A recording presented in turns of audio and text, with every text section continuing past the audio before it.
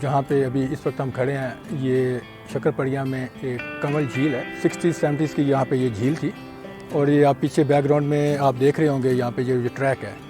फिर ये उस वक्त बनाया गया था, बाद में फिर कोई 15 से 20 ईयर्स पहले इसको दोबारा इस ट्रैक को डेवलप किया गया, लेकिन फिर ये अबेंडेंड हो गया।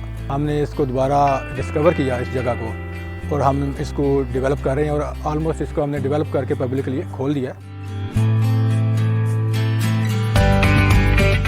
इसमें लोटस के फ्लावर्स थे, वो अभी हमने रिमूव किए हैं। वो चूँकि अभी फरवरी में वो प्रॉपर उनकी ग्रोथ होगी, तो अभी जैसी मेंटेनेंस होगी हम उसमें दोबारा वो फ्लावर्स डालेंगे और उनकी प्रॉपर देखभाल की जाएगी। जब आप फरवरी में देखेंगे तो फुल ब्लूम में होगी ये कमल झील।